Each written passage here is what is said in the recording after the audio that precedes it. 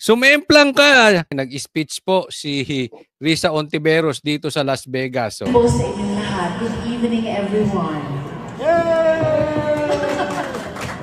Mabuhay po. Congratulations para sa makasaysayang paglunsad ng Filipino Town. Congratulations for this historic launch of Filipino Town. I will imitate Sir Bernie's good example and speak briefly, but both in Filipino and in English. So, ayan, magsasalita daw siya. Maiksi lang pero Filipino at English. all of us, Filipinos and Filipino-Americans, can be heart to heart and ear to ear during this wonderful program. So, anong sasabihin ni Risa Ontiveros? I said it's historic because it's all about Filipino identity. Ayan, historical daw siya kasi ito'y Filipino identity. Wherever we are.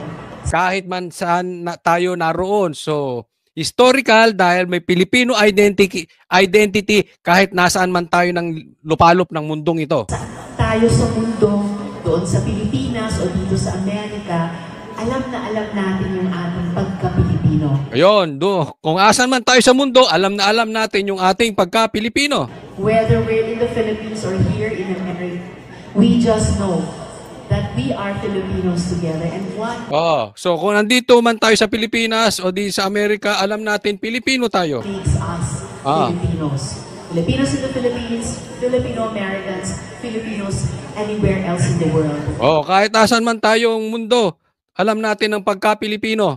At siguro mayat-maya tayo mga Pilipino, namimiss natin ang Pilipinas. There's this shared homesickness. And again, this is why Filipino Town is such an historic achievement by you, our dear fellow Filipinos. So historic daw yung Filipino towns kung asan man tayo sa mundo. Filipino Americans, because this way you have created another and real home away from home. Kaya po makasaysayan ng paglunsad niyo ng Filipino Town dahil ibig sabihin po. So makasaysayan ang paglunsad ng Filipino Town. Dahil namimiss natin ang Pilipinas. Dahil namimiss natin ang Pilipinas. Dito sa Amerika, sa piling ng ating mga... Punyemas ka, naiinis na ako. Hindi, sorry po. Paulit-ulit eh. Pambira. Niloloko mo. Hindi interpret ko yung sinasabi mo. Paulit-ulit yung sinasabi mo. Di pati paulit-ulit din yung sinasabi ko. Pambira namang buhay to. Hindi mo ba kasama yung abogado mong staff? Wala kang kasama man lang staff. Nagkakautal-utal ka na. Dapat kasi, paano ka magsalita sa Senate, ganun din ang gagawin mo dyan. Meron kang sulat-sulat, binabasa mo lang. Dapat ganun. Di ba nagbabasa ka minsan sa papel, minsan sa ChatGPT. Kung hindi mo kasama yung staff mo dyan, at hindi ka nakapagsulat sa papel, di sana, dala mo naman sigurado cellphone mo, imposible namang bawal ang cellphone dyan, Las Vegas yan. Di nag-chat GPT ka para isasabihin mo, paulit-ulit eh. Sige, tuloy natin, ano ba sasabihin na itong aling na to? Minamahal na Filipino-American families. And in Filipino Town, it is as if we are also back home in the Philippines. Yun na rin. Kasi sa Filipino Town, para ka na rin nasa Pilipinas kasi namimiss mo ang Pilipinas. And mabuhay for establishing Filipino Town because dahil mabuhay dahil merong Filipino Town. That is also a physical place where your children and grandchildren can get in touch with our history, our heritage, our values as Filipinos. Dahil sa historical town na yan, andyan dyan din, yung inyong mga anak ay yung values ng mga Pilipino. Mabuhay sa pagtaguyod ng Filipino Town. Mabuhay ang pagtaguyod. Congratulations, Filipino Town in Las Vegas.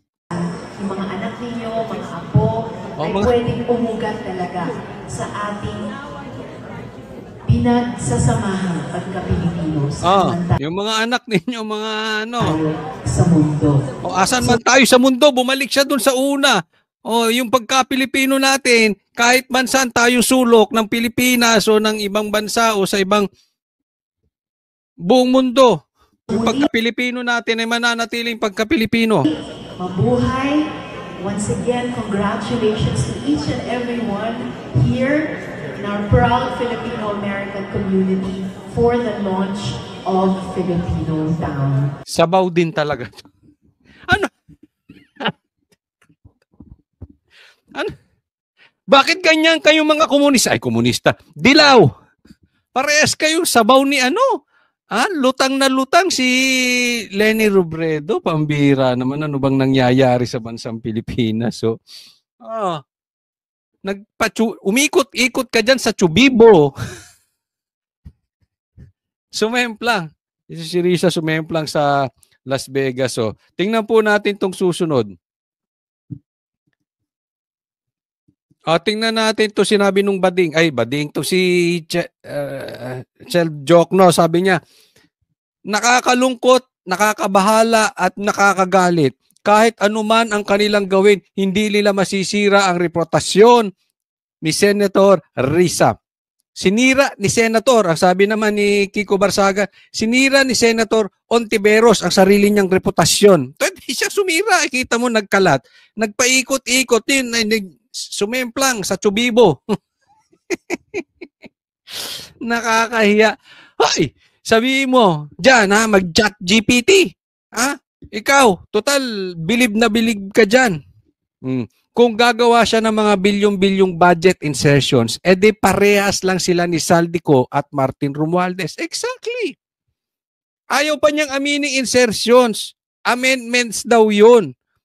At karamihan ng insertions na yon, hindi katulad nung kay Bongo na puro medical connected sa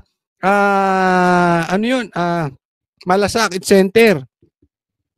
Eto, yung insertion, alam mo, yung mga tulay-tulay patungkol sa baha, alam na alam natin yan. Di ba? Pareha silang maraming insertions ni Martin Romualdez at ni Saldico. Hindi mo kailangan sirain si Risa. Nagse-self-destruct si Risa. Tingnan mo. Hindi siya makapagsalita ng diretso kasi sanayan ng tinatanim, nagtatanim. Pati sinasabi niyan tinatanim dapat. Nakasulat. 'Di ba? May nagtanim witness yan, di umano. Senador lang yan kaya ayaw umusad nun eh.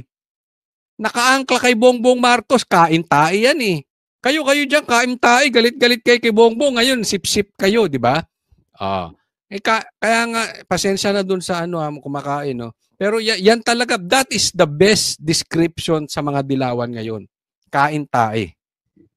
Isinira na eh. Siya mismo.